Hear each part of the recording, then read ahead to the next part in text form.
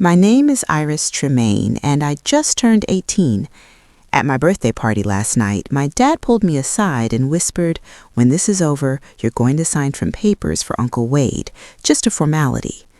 I smiled. I nodded. Then I walked into the kitchen, opened my laptop, and quietly transferred my entire multi-million-dollar inheritance from my grandparents into an irrevocable trust, just as a precaution. The next morning, my parents and my younger sister found out that the cabin, the savings, the investments, everything was locked behind a legal wall they couldn't touch. My dad turned white. My uncle, who had already signed a deal to sell property he never owned, called a lawyer. Before I tell you what happened next, please hit like and subscribe. Drop your city and local time below. I love knowing where you're listening from.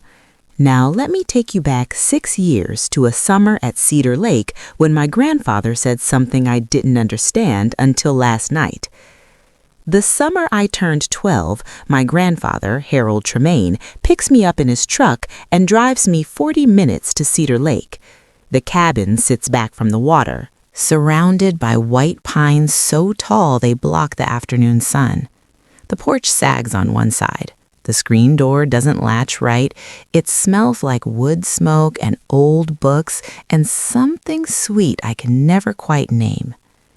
"Grab the other end," Grandpa says, lifting a fence rail. I do. We spend the morning replacing 3 rotted posts along the south side. He doesn't rush me. He shows me how to check for soft spots by pressing my thumb into the grain. If it gives, it's done.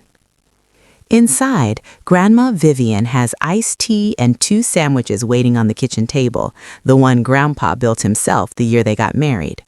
She's reading on the porch when I come out, and she pats the chair beside her.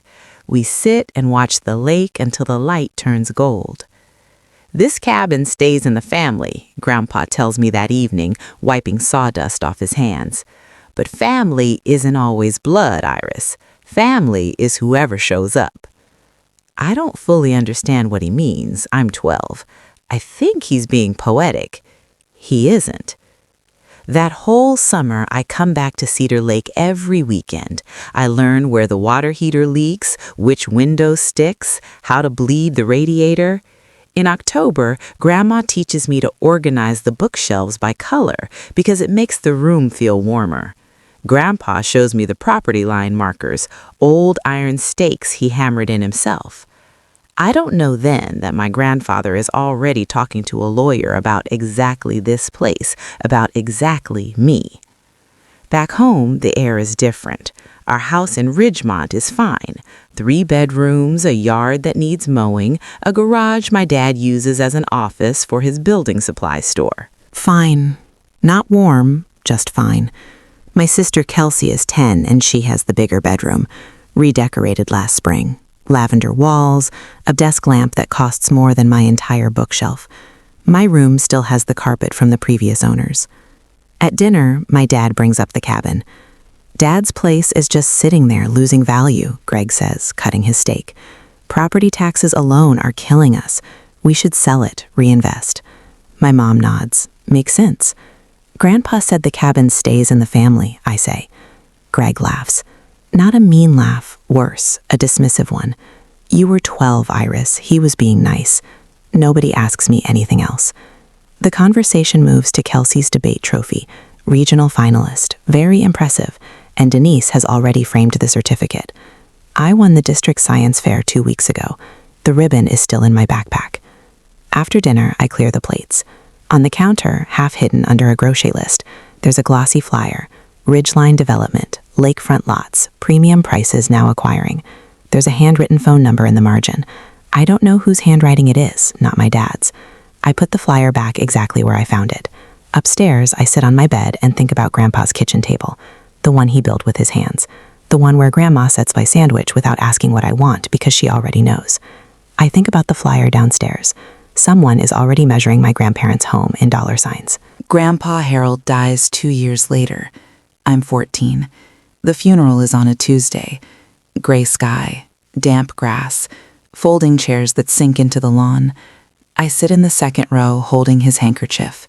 Blue plaid, frayed at the edges, smelling faintly of pine. At the reception, I noticed Greg and his brother Wade standing by the dessert table, not eating, talking low. WADE has a folder tucked under his arm. Greg keeps nodding. I catch one sentence from Wade. We should move on this before probate gets complicated. They're talking about the cabin at the funeral. I say nothing. I'm 14. I have no power, no voice, and no idea that my grandfather already accounted for this exact moment. 2 years pass. I'm 16. Grandma Vivian gets sick in March and is gone by June. She holds my hand the last time I visit, her grip surprisingly firm. "The cabin is yours, Iris," she whispers. "Don't let them take it. Promise me." I promise, Grandma. She squeezes once and closes her eyes. After the funeral, another gray day, same folding chairs. Greg sits at our kitchen table and says to Denise, "Now we can finally sort out the property." He says it with relief, like something heavy has lifted. That same evening, Wade calls. I hear Greg on the phone in the garage, pacing. "Yeah, no, I agree. Let's get it moving." His voice is lighter than it's been in weeks. I'm standing in the hallway holding a glass of water, and I realize something that sits in my chest like a stone. My grandmother's death isn't a loss to them, it's a clearance. I don't cry that night. I make a different kind of decision. I just don't know how to act on it yet. Between 16 and almost 18, the cabin becomes my quiet rebellion. Every Saturday morning, I drive out to Cedar Lake in the used Honda I bought with the babysitting money. I patch the porch screen. I replace the weather stripping on the back door. I sweep pine needles off the roof because Grandpa taught me that's how leaks start. At home, the conversations shift. The cabin stops being Grandpa's place and starts being the family property. Greg says this at dinner like it's always been true. Wade shows up more often now, every other Sunday, sometimes with manila folders, sometimes with a laptop open to real estate listings. I try once. What about Grandma's wish? She wanted me to keep it. Denise puts down her fork gently, the way she does before correcting Kelsey's homework. Your grandma was emotional at the end, sweetie. This is business. Business. That's the word they use for everything that used to be love. By 17, Greg starts being more direct. When you turn 18, we'll figure this out as a family.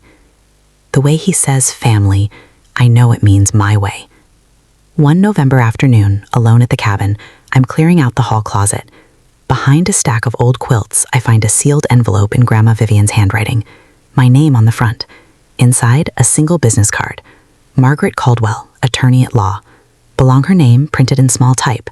Tremaine Family Trust. My hands shake, not from fear, from recognition.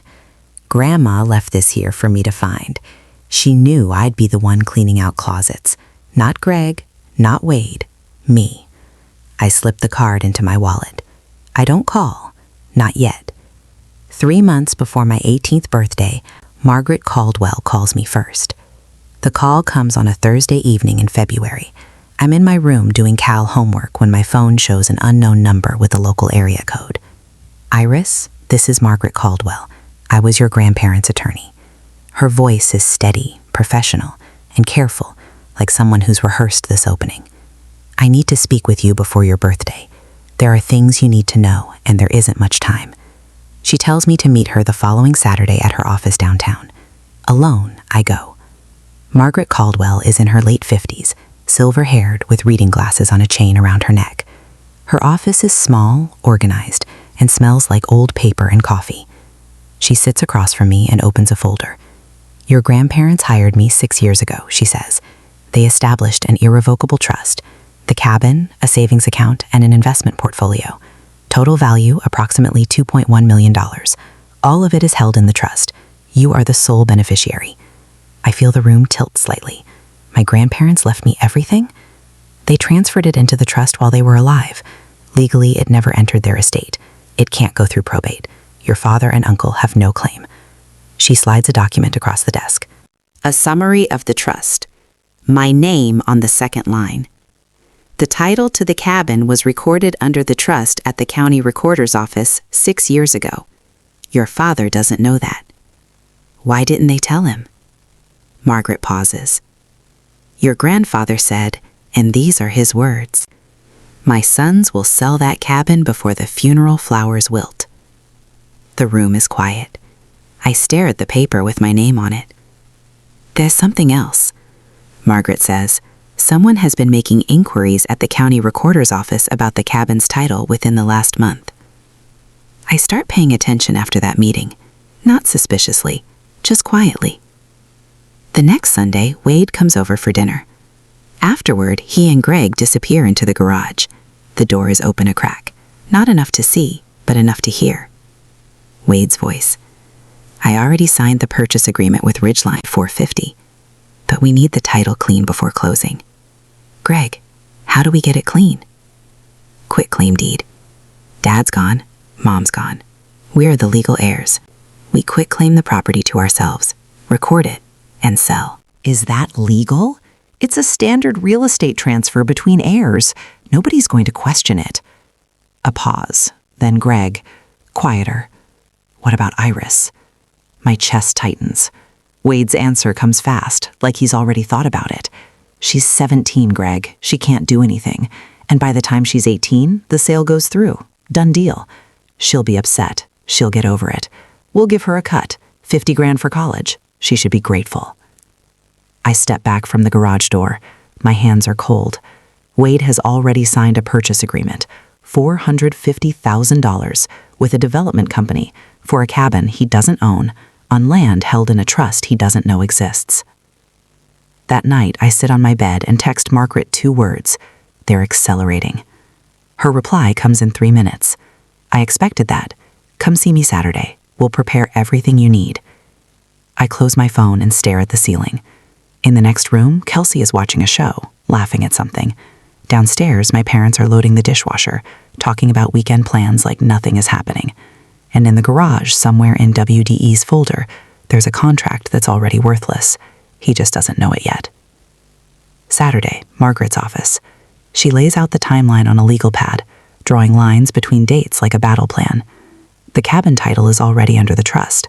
If Wade files a quitclaim deed, the county recorder should reject it because the chain of title won't match. The property hasn't been in your grandparents' personal name for 6 years, but if he submits additional documentation, an affidavit of heirship, maybe a falsified death certificate, he could create what's called a cloud on title. That won't give him ownership, but it could tie the property up in litigation for a year or more. So I have to act first. You have to act on time. She taps the calendar. The moment you turn 18, you're a legal adult. You can formally accept the role of successor beneficiary. Once you sign, I file a lis pendens, a public notice of legal interest at the county recorder's office first thing the next morning. That freezes the title. Nobody can record anything against it. I nod. What do I need to do? Show up, sign 1 document. I'll handle the rest. I sit with that for a moment. Should I tell my parents? Margaret takes off her glasses. Your grandfather specifically asked me to protect you, Iris, not to negotiate with them. I drive home. Greg is in the kitchen, cheerful. Good news, kiddo. I'm throwing you a birthday party. Whole family, Saturday night. It's a big one. 18. He smiles. Denise smiles. Even Kelsey claps. I smile too. My dad is planning my birthday party. My uncle is planning to sell my grandmother's cabin, and I am sitting at the kitchen table smiling because in 9 days, I am going to let them think everything is going exactly according to their schedule. I'm going to be honest with you. Sitting in my room that night knowing what was coming was one of the hardest things I've ever done. Part of me wanted to walk downstairs and just say it. Dad, I know. But Margaret was right. If I tipped them off, they'd find another way around it. So I stayed quiet and I waited. Here's what I want to ask you. Have you ever had to stay silent to protect yourself, even when every part of you wanted to speak up? Tell me in the comments. I read them. And if you haven't already, hit that subscribe button, because this story is about to turn. 5 days before my birthday, my mom sits down next to me on the couch. She's using her "let's talk like adults" voice. Soft, practiced, slightly rehearsed. Now that you're almost 18, Denise says there are some family decisions we should make together. Together. The word lands like a costume. The cabin costs money to maintain, she continues. taxes, insurance, repairs. Your dad's business has been struggling, and if we sell, we could pay off the debt and set up a college fund for you and Kelsey. Both of you. Grandma wanted me to keep it. Denise's expression shifts. A flash of impatience quickly smoothed over. Your grandma was very sentimental at the end, Iris, but sentiment doesn't pay property taxes. Greg walks in right on cue. I wonder if they planned this. I've already talked to a buyer, he says. Good price, fair deal. Who's the buyer? He blinks. A development company. Wade knows them. What company? A longer pause. Ridgeline something. They're reputable. I don't push further. I'll think about it, I say. Greg pats my shoulder. That's my girl. He walks away satisfied, like he's just closed a negotiation. Later that night, Kelsey knocks on my door. She's in pajamas, hair still damp from the shower. Iris? Yeah? She sits on the edge of my bed, picking out a thread on the comforter. Mom and Dad keep talking about the cabin at night after I'm supposed to be asleep. She looks at me sideways. They sound different, like they're planning something. Different how? Like they're excited, but also nervous. She pauses. Is something going on? I pull the blanket over her feet. Don't worry about it, Kels. She nods, but doesn't look convinced. I said I'd think about it. That's not a yes. And they know it, which is why they'll keep pushing. 3 days before my birthday, Uncle Wade shows up unannounced. He catches me in the driveway as I'm coming back from the grocery store. Casual clothes, big smile, leaning against his car like he just happened to be in the neighborhood. Wade is a real estate agent. Nothing he does is accidental. Hey, kiddo, got a minute? Just want to talk, Uncle Denise. We sit on the front steps. He leans forward, elbows on his knees. Here's the thing, Iris. That lake lot, just the land alone, is worth $450. I can get us a deal with a buyer I trust. Fast close, clean paperwork. And what do I get? $50,000 cash for college. I let the number hang in the air. 50 out of 450. Wade smiles like I've said something cute. You're 18, Iris. 50 grand is a lot of money for someone your age. Most kids would jump at that. Whose name is on the deed, Uncle Wade? The smile freezes, just for a second, a flicker behind the eyes, a micro adjustment. Then it's back. Your grandparents, but they're gone now. Passes to your dad and me as next of kin. That's not how it works. I know it. He should know it. He sells houses for a living, but he's counting on me not knowing. I'll think about it, I say again. Wade stands, brushes off his jeans. Don't overthink this one, Iris. Opportunities like this don't wait. He drives away. Before he's even at the end of the street, he's on the phone. I can see his mouth moving through the driver's window. That night, I text Margaret again. They're accelerating. She replies, stay the course. 3 more days. 3 more days. I can do 3 more days. The night before my birthday, I drive to the cabin alone. The road is quiet. Cedar Lake sits flat and dark under a half moon, and the pines along the bank look like cutouts against the sky. I park in the gravel patch Grandpa leveled himself, walk up the porch steps, second one still creaks, and sit in the chair next to the one that used to be his. The air smells like rain and pine resin. I check my email. Margaret has sent the full document package, the acceptance of successor beneficiary form, the beneficiary designation confirmation, a 1-page summary of the trust terms. Everything, formatted, flagged with sticky tabs, ready for a signature. My signature. At midnight, I read each document twice. Then I closed my laptop and listened to the lake. Grandpa used to sit right here and say, "Patience isn't weakness, Iris. It's timing." I always thought he was talking about fishing. The tears come without warning. Not a collapse, not a breakdown, just a quiet overflow that I let happen. I cry because I wish this were different. I wish my dad had been the kind of man who would have taken me fishing at this lake instead of calculating its resale value. I wish my mom had asked me what I want instead of telling me what's practical. I wish I didn't have to sign a legal document at midnight to protect myself from the people who are supposed to protect me. But wishes don't hold up in court. Trust documents do. I wipe my face, lock the cabin door, drive home, lie down in bed, set my alarm for 11:45 p.m. In 6 hours, I turn 18. In 7, my family finds out that the cabin was never theirs to take. 11:50 p.m. My bedroom door is closed. The house is silent. Greg and Denise went to bed an hour ago and Kelsey's light went off at 10. I open my laptop and connect to the video call. Margaret appears in her home office, reading glasses on, a stack of papers lit by a desk lamp. Ready? Ready. When the clock hits midnight, you are a legal adult in every sense that matters. I'll walk you through the signing. She goes through it one more time, clear and precise. I sign the acceptance of successor beneficiary form, a single-page document that confirms I'm formally receiving the trust my grandparents created. From that second forward, every decision about the trust's assets runs through me and Margaret as co-decision makers.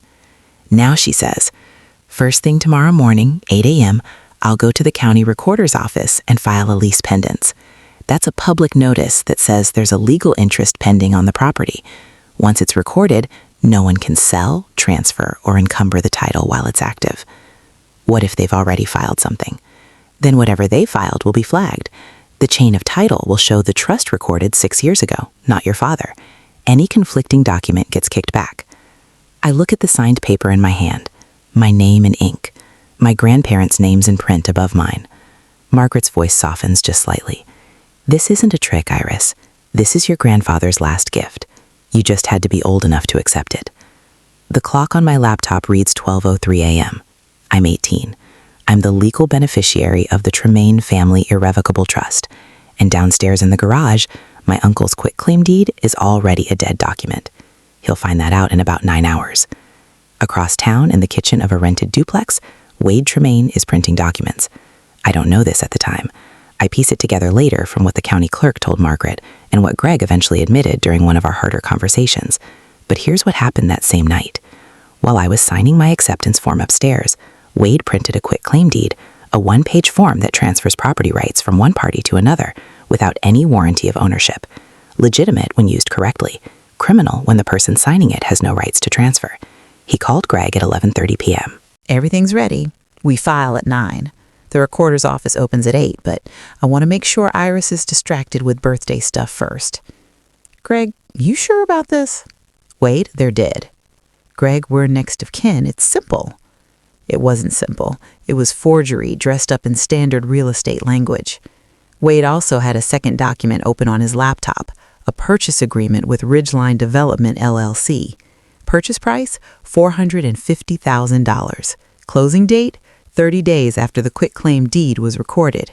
If Wade couldn't deliver a clean title within that window, he'd owe Ridgeline a $45,000 penalty plus damages. He'd signed that agreement 2 months earlier, before my grandparents' title had even been fully searched, before he'd verified that the property was in the estate at all. He assumed it was. He assumed nobody had planned otherwise.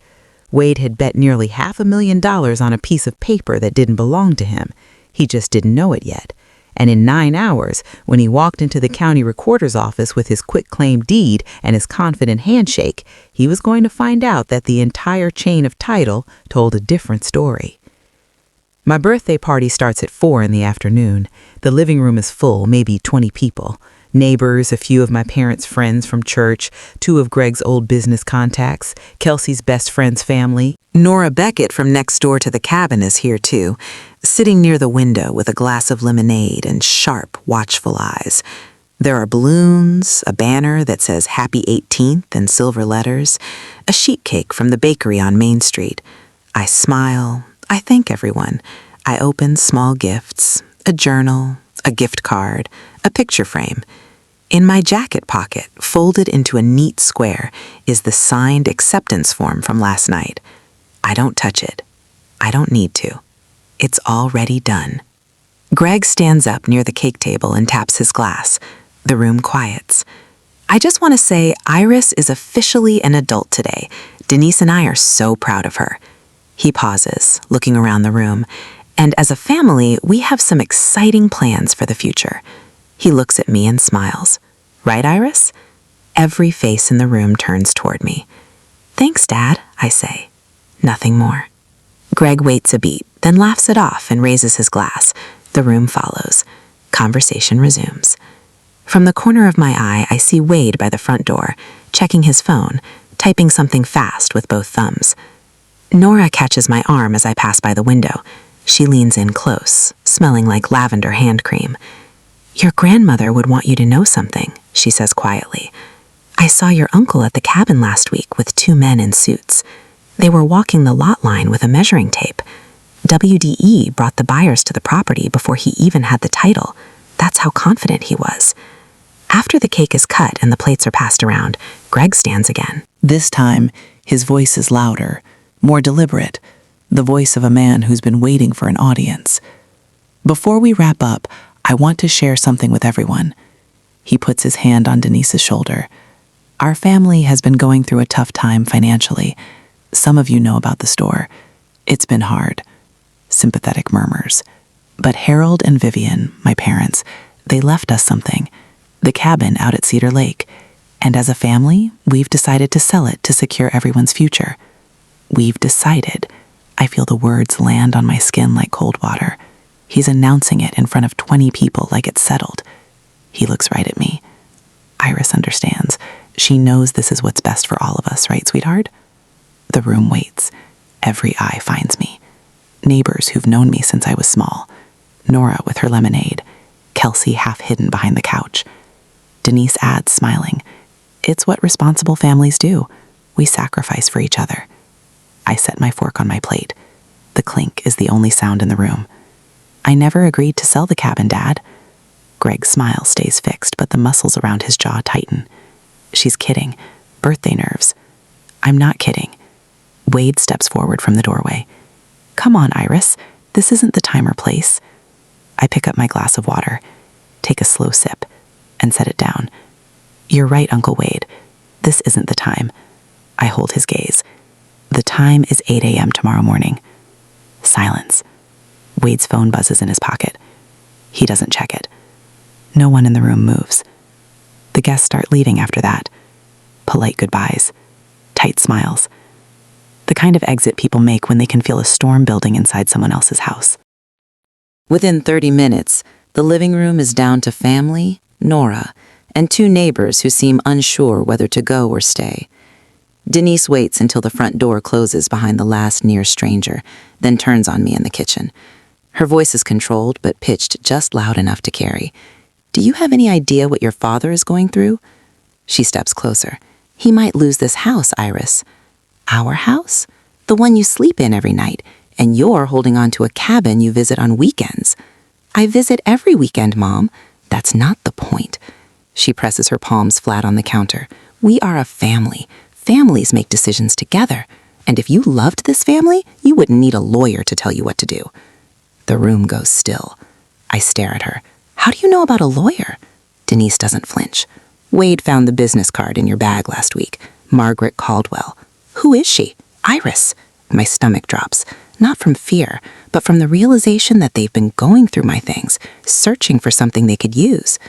Before I can answer, Nora Beckett's voice cuts through from the kitchen doorway, even and firm. That girl has every right to talk to a lawyer, Denise. Vivian would have wanted that. Denise wheels around.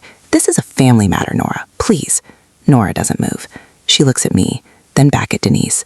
Vivian was my friend for 40 years. I think I know what she wanted. The silence between them could crack glass. I don't say another word. I don't need to. Not yet. Nora leaves. The neighbors slip out behind her with quiet goodbyes. Now it's just the 5 of us. Greg, Denise, Wade, Kelsey, and me. Greg closes the kitchen door.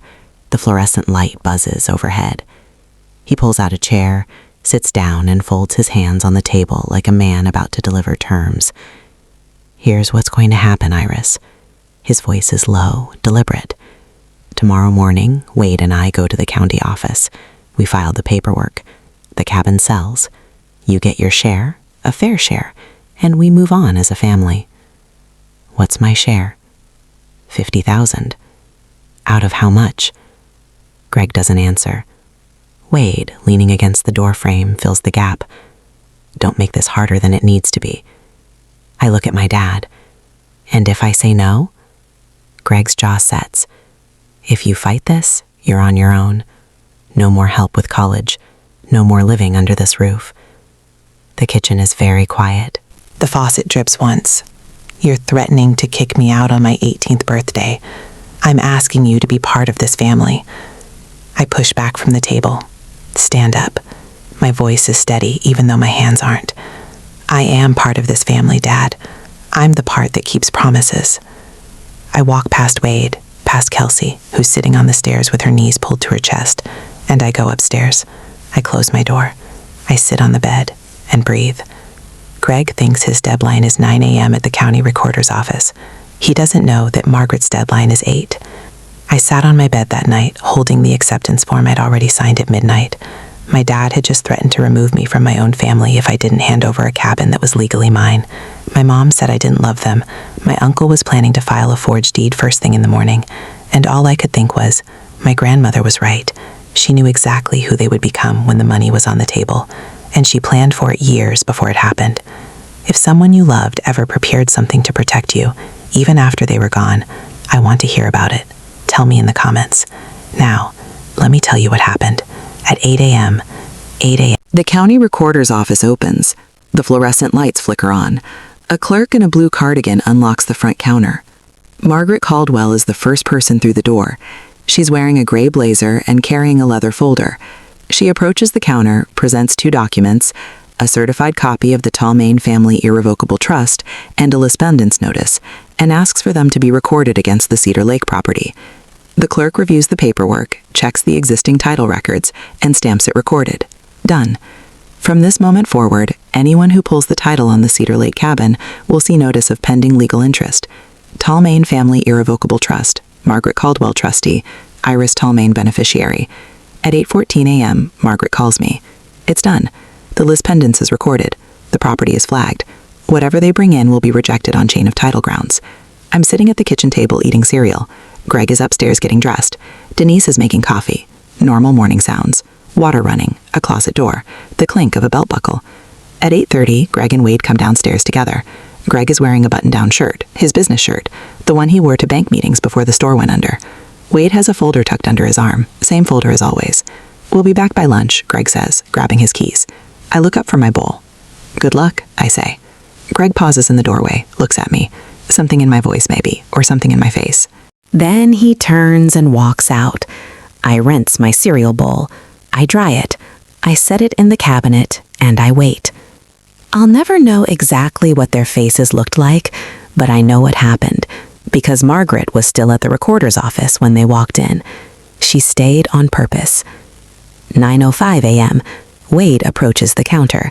He slides the quitclaim deed across with a confident nod. Greg stands behind him, hands in his pockets, looking around the room like they'll be in and out in 10 minutes. The clerk takes the document, types the parcel number into the system, reads the screen, types again. Then she stops. I can't record this document, sir. Wade leans forward. Excuse me? The property title is held under the Tremaine family Irrevocable Trust. It was recorded in 2020. There's also a list pendants filed this morning. That's impossible, Wade says. My parents owned that property. Sir, the deed was transferred to the trust 6 years ago. The chain of title is clear. This quitclaim doesn't match the current ownership record. Greg steps up beside Wade. There's no trust. Our parents never mentioned a trust. The clerk glances between them. I'd recommend you speak with the trustee listed on the filing, a Margaret Caldwell. Wade's hand goes flat on the counter. His face drains. Margaret's name, the name on the business card they found in my bag, is now on a public record they can't erase. Greg turns to Wade slowly. You said this was simple. I didn't know about any trust. You're a real estate agent, Wade.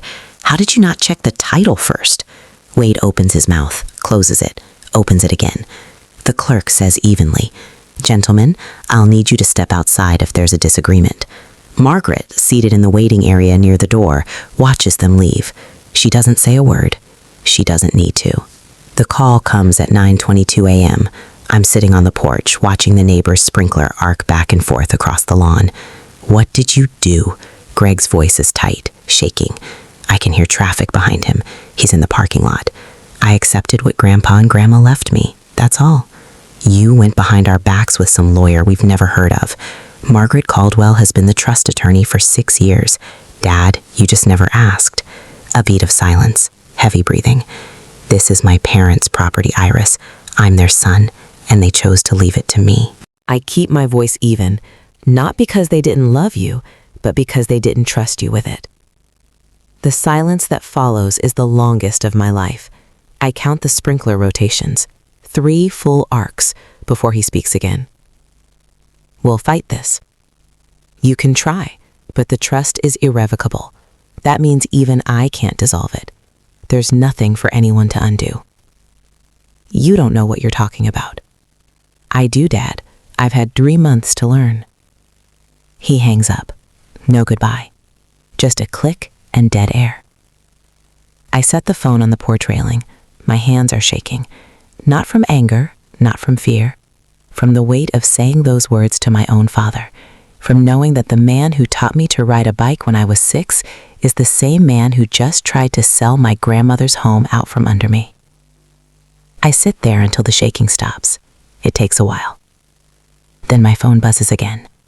An unfamiliar number. A man's voice, brisk and corporate. Miss Tremaine, this is Carter Briggs from Ridgeline Development. We need to talk. Carter Briggs speaks the way developers do. Fast, factual, and already calculating his next move before the current sentence ends. We have a purchase agreement with Wade Tremaine for the Cedar Lake property. He guaranteed clean title. We've just been informed there's a lease pendants on the parcel. That's correct. Can you explain the situation, Mr. Briggs? My uncle does not own that property. He never did. The cabin and the land have been held in an irrevocable trust since 2020. I'm the sole beneficiary. A pause. The sound of papers shifting on the other end. He represented himself as the heir. I understand, but representation doesn't create ownership. I'd recommend you discuss this with him and possibly with your own attorney. Another pause, longer this time. Miss Tremaine, is there any possibility of a sale? We'd be prepared to make a competitive offer directly to the trust. The property is not for sale. Understood. His voice hardens slightly. Then we'll be pursuing our remedies against Mr. Tremaine. I give him Margaret's number. Within the hour, she confirms to Ridgeline's legal team what I already told Carter. The trust is valid, Wade had no authority, and the purchase agreement was executed based on a misrepresentation of ownership. Ridgeline's response is immediate. They're pursuing Wade for breach of contract, the $45,000 penalty clause, plus damages. That afternoon, Margaret calls with one more piece of information. Her voice is careful but direct. Iris, the quitclaim deed Wade tried to file, it included a notary stamp. I had the recorder's office pull a copy before they rejected it. The stamp doesn't match any registered notary in the county. It appears to be forged. I close my eyes. That's a felony, isn't it? In the state? Yes. My uncle didn't just try to steal my cabin. He committed a crime to do it. Greg comes home at 2 in the afternoon. He moves through the front door like a man carrying something invisible and very heavy. Denise is already in the kitchen, arms crossed, face blotched from what I'm guessing was an hour of angry crying. I'm at the dining table. I don't get up. Greg sits down across from me. He stares at the table for a long time. I'm going to lose this house, Iris. His voice is flat, emptied out. The bank is on me for $180,000. The store is gone. That cabin was supposed to be our way out. I know you're struggling, Dad. I'm sorry about the business. Then help us. The cabin was never your way out. It was Grandpa and Grandma's gift to me. A gift? He almost laughs. For what? You're 18. What does an 18-year-old need with a lakefront cabin? It's not about what I need. It's about what they wanted. Denise steps in from the kitchen doorway. They were old, Iris. They weren't thinking clearly at the end. They were thinking clearly enough to hire a lawyer 6 years before they died. Greg slams his palm on the table. I'll contest the trust. A voice comes through my phone. I'd called Margaret before Greg walked in and left the line open on speaker. Not to trap him, to save time. Mr. Tremaine. Margaret's voice is steady, professional. Contesting an irrevocable trust that was established 6 years before the grantor's deaths, with full legal capacity documented and witnessed, will cost you more in legal fees than the property is worth. I'd strongly advise against it. The kitchen is silent. The faucet drips. Greg looks at me. Really looks. And for the first time, I see something I've never seen in my father's eyes before. Not anger, recognition. 2 hours later, Wade calls the house. Greg picks up in the living room. I'm in the hallway, close enough to hear every word through the thin wall. Ridgeline is suing me. Wade's voice is stripped raw. $45,000 in penalties plus damages. They're saying I committed fraud. Greg's reply is cold, colder than I've ever heard him. Did you? I thought we owned it. Greg, you're a real estate agent. You do title searches for a living. How did you not check? I assumed. You assumed. And now I'm sitting here with nothing because you assumed. You wanted the money too? But I didn't forge a notary stamp. Wade, a long silence. I didn't forge. I just found a stamp. And that's forgery. You know that's forgery. Wade's breathing gets heavier. I need a lawyer. So do I. Greg pauses. Don't call this house again until you've talked to one. He hangs up. I hear him sit on the couch. The springs creak. Then nothing. I go upstairs. Kelsey's door is open.